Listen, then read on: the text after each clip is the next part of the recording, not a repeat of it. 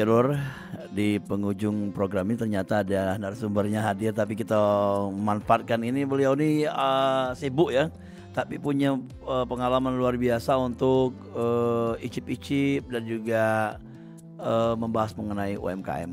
Ada Dina Oktaviani, ya kita tahunya Dina Baeng ya. Beliau juga sebagai dokter gigi dan memiliki admin IG atau TikToknya dengan makan pakai receh .palembang. Ya, pasti kalau sudah tahu karena puluhan ribu sudah followernya, ya pastinya bisa berbagi pengalaman di sini. Langsung baik kita ngobrol-ngobrol bersama beliau.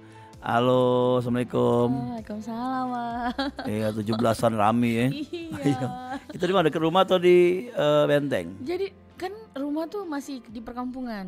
Ngelewatin setiap jalan itu penuh dengan parkiran motor, jajanan gerobak. Jadi mau ya biasanya lancar kan nggak expect ya, Wak ya. Nggak nyangka bahwa emang seramai itu karena ini hari Minggu dan lupa kalau misalnya itu masih acara rakyat. Jadi dipinggirin satu-satu, permisi nunggu yang punya motor dulu. Astagfirullahaladzim. Lewat kampungnya sini kayak gitu juga. Lewat kampungnya sini kayak gitu. Iya. Tapi karena kepengen dia nampil bertemu langsung di studio, jadi langsung ke sini. Sebenarnya Pak Capet tadi kan berkoordinasi dengan via telepon ya sebenarnya. Oke. Nanti kita kawan-kawan kita perpanjang lagi. Tapi kali ini kita pengen bahas mengenai makanan 17-an. Mungkin kan kita waktunya 10 menit ya. Menurut Dina apa sih yang menjadi kenangan atau juga hal spesial di Palembang pada saat Agustusan?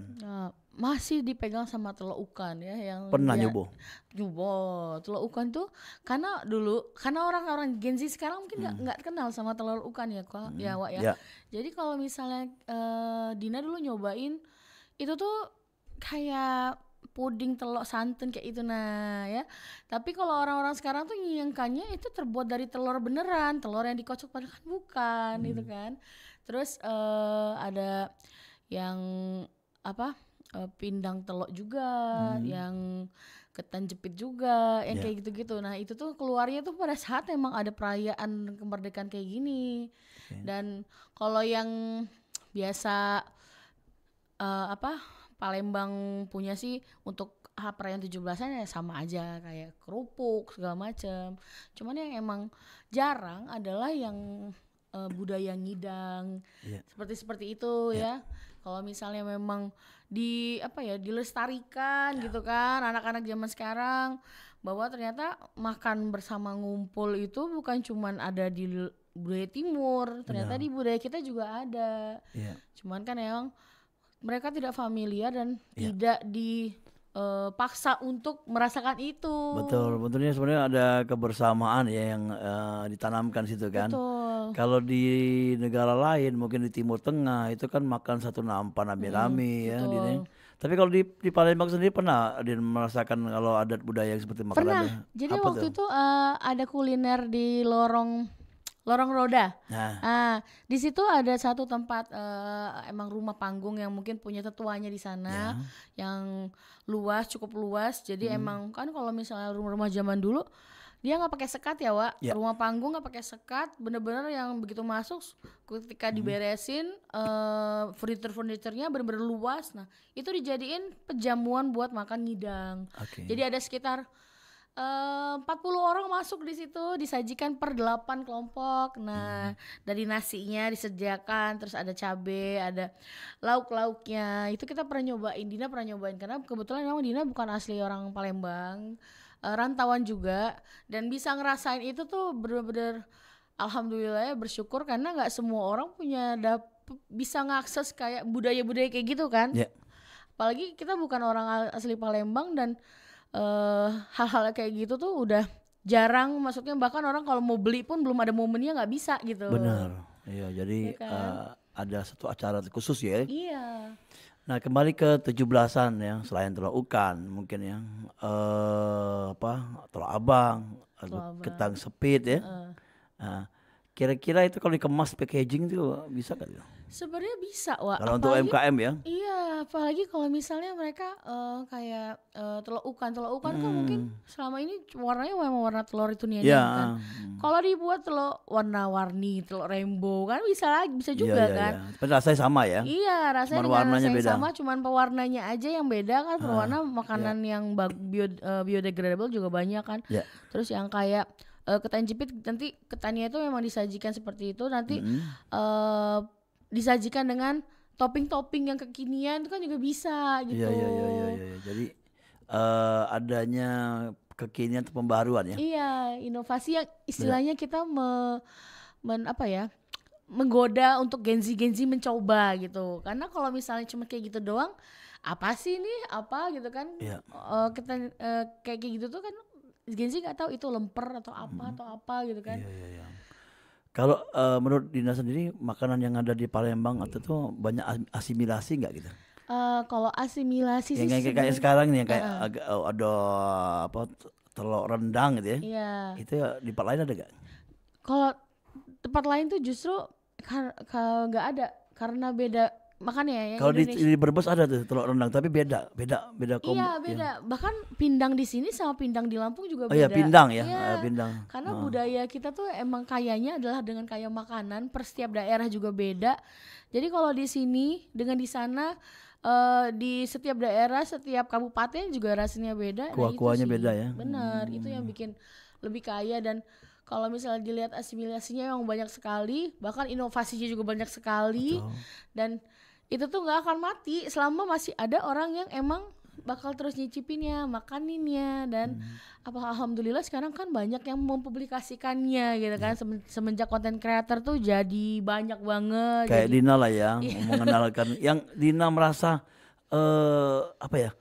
bangga ketika memperkenalkan makanan itu apa sih yang mungkin ada hubungan tradisional. Biasanya apa yang pernah Dina upload gitu? Jadi kalau misalnya kita bukan promosi ya, kadang gini kayak kita berbagi pengalaman makan seperti itu. Ada yang orang Palembang kan kalau jangkauan Instagram dan internet tuh luas sekali. Ada yang memang sudah menetap di luar negeri karena pekerjaan, karena menikah segala macam.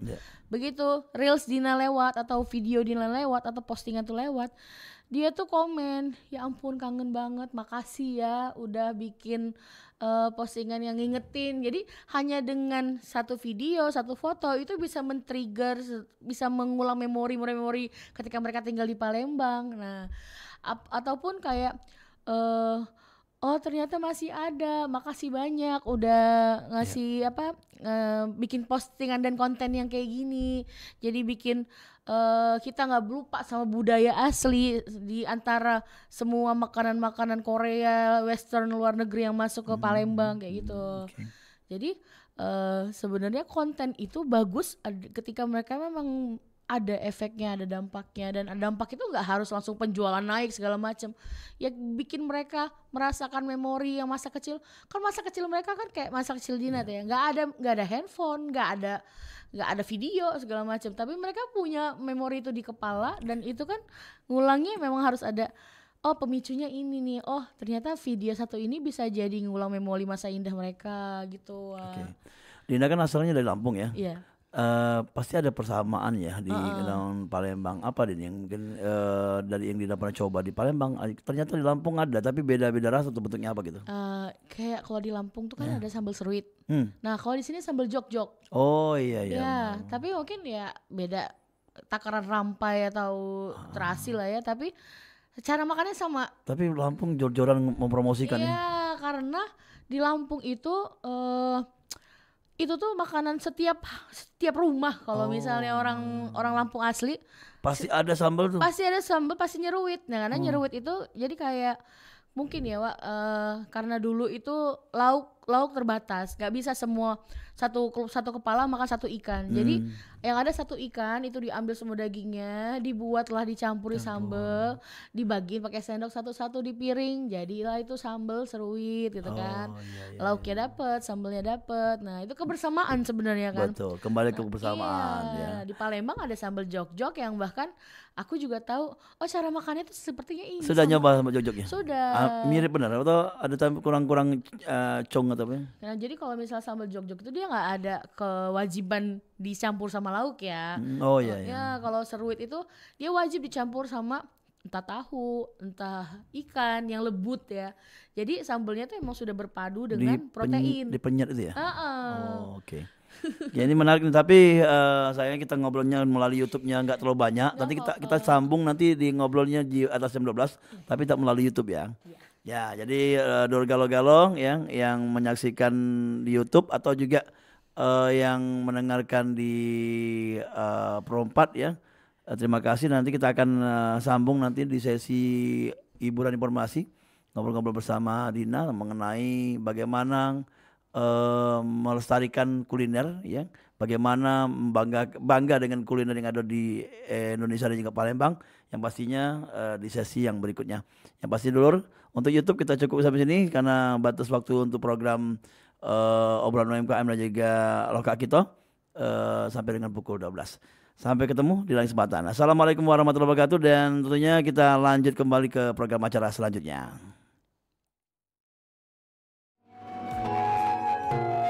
Nuansa budaya dan tradisi. Ragam